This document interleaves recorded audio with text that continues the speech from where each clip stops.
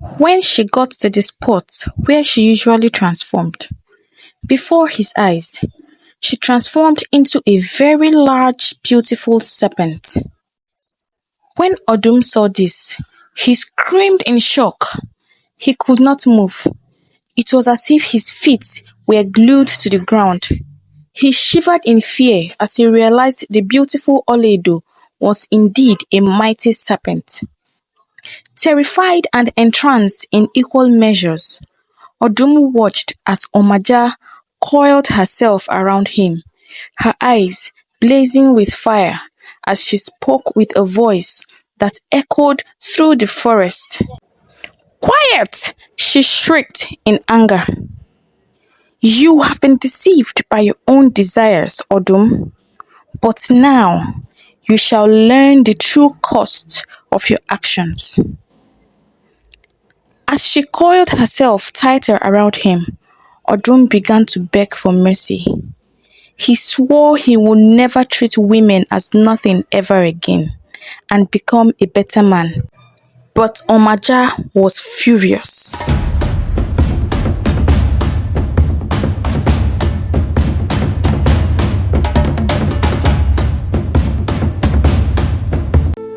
Once upon a time, in a small village situated in the eastern parts of Nigeria, bordered by the legendary Ogodo forest, lived a young man called Odum.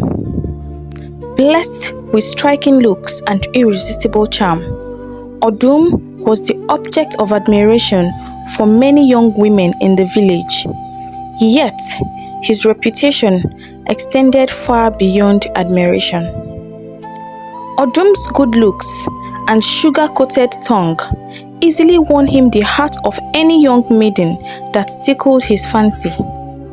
In fact, it is safe to say that Odum loved women.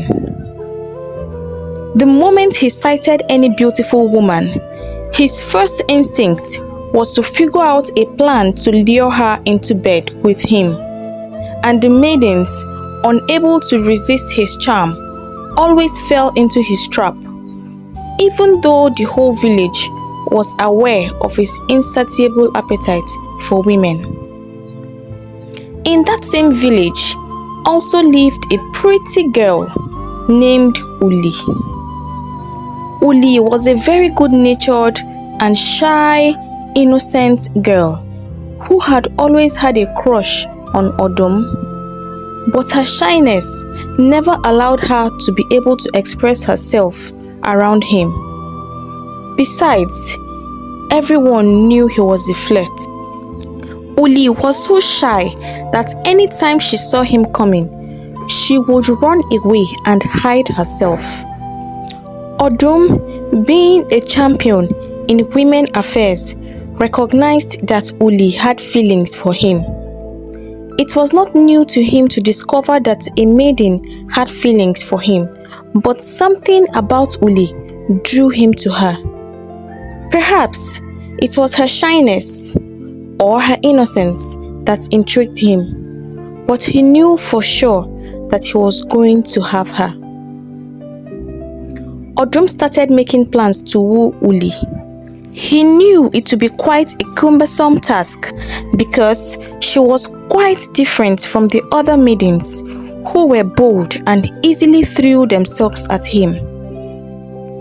One morning, Odum waited for Ulie at the path leading to the stream, for he knew that she would always go to the stream with her friends to fetch water. He hid himself on top of a tree, and as soon as the girls passed, he jumped down and followed them to the stream. The girls, oblivious of the person behind them, chattered and laughed on their way to the stream. For the first time, Odum nearly lost the courage to approach a woman and was about to turn around when one of the girls looked back and sighted him. Immediately, he was surrounded by the girls, except Ulie, who was already sweating just by the sight of him.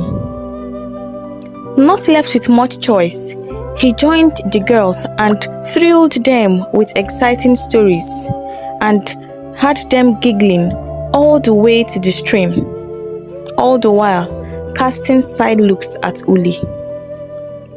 After fetching the water, Odum finally offered to help Ulie carry her water.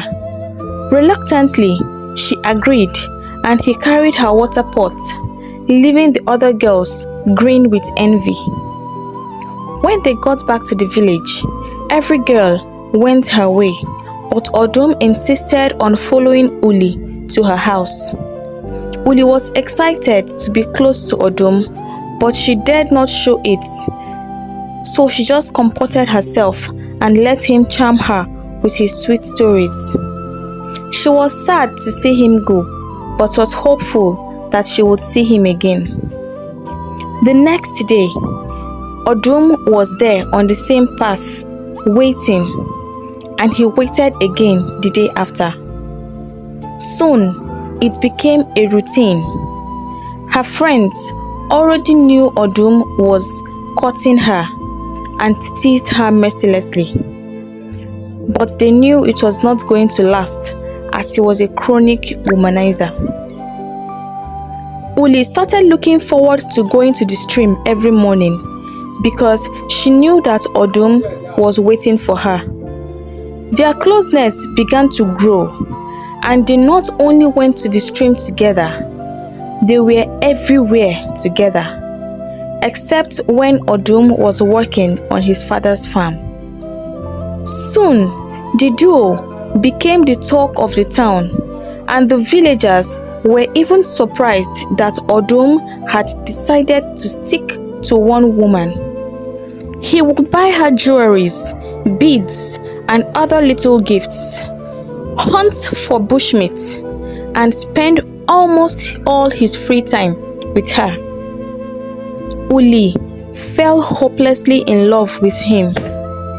However, Ulie's mother did not trust Odum and vehemently warned Ulie against her relationship with him. But as we all know, it is very difficult to give advice to a person in love.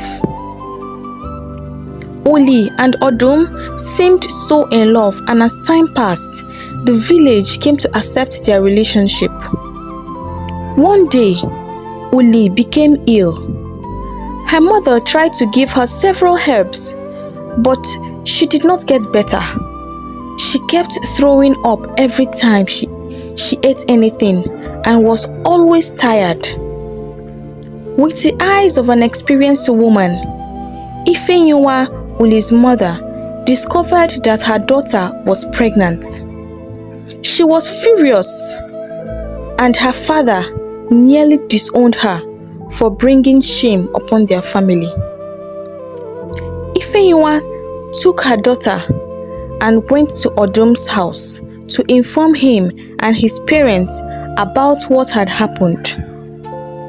But when they got there, Odum totally denied the responsibility of the pregnancy.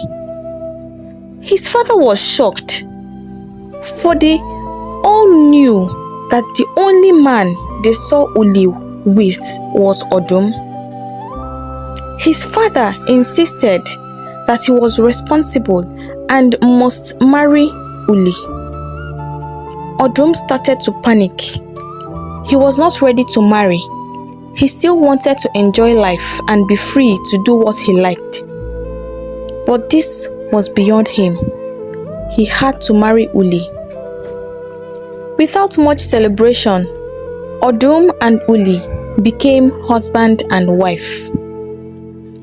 As soon as they got married, Odum's fascination with Ulie began to diminish. He would go out early and come back late at night, leaving the poor girl alone all day. He would scold her if she dared to complain, and did not even care for her when she was ill. Soon, she became unhappy. She went to her mother to complain, but her mother did not listen because she warned her about Odum, but she could not listen.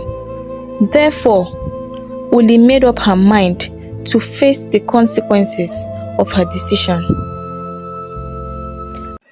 If you have watched this video up to this point, thank you very much for engaging.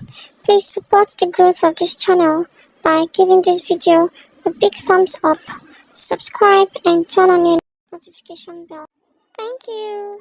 Meanwhile, somewhere in the heart of the lush and ancient forest Ogodo, where sunlight filtered through the trees and the whispers of leaves danced to the tune of the breeze, there dwelled an ancient creature, a mysterious snake known as Omaja.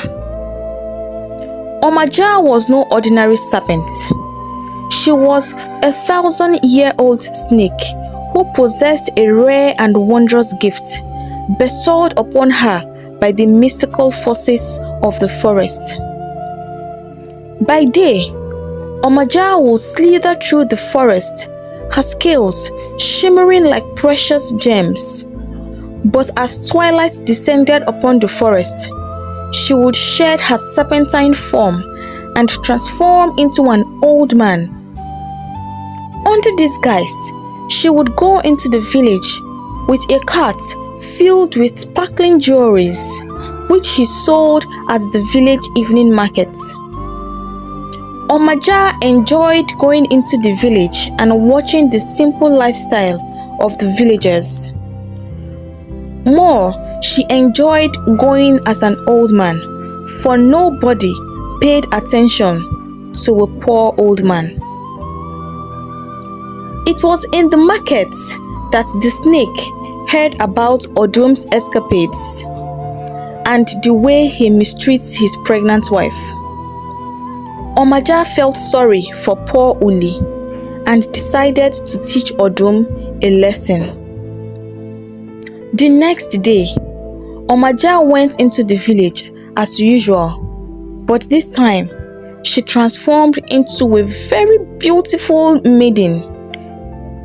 When she entered the market, the people were stunned, for they had never seen a person so beautiful, with hair so dark and skin so fair and so silky. They had no idea where she came from, and when they inquired, she told them that she was the daughter of the old man who sold jewelry. The villagers quickly accepted her, and almost every man wanted to buy jewelry. As expected, Odum heard the rumors of the most beautiful girl in town and came to see for himself. Alas, she was the most beautiful creature he had ever seen in his life, and there and then, he swore that she was going to be his. Omaja had the unique ability to read minds. So the first day she saw Odum and he approached her, she already knew his thoughts. She was happy that her plans were falling in place. Odum immediately started wooing Omaja, who introduced herself to him as Oledo. He totally abandoned his wife Ulie and started secretly courting Omaja. He would spend all his money recklessly on her, buying her expensive gifts, all in a bid to win her affection. But Omaja, ever the cunning serpent, saw through his facade.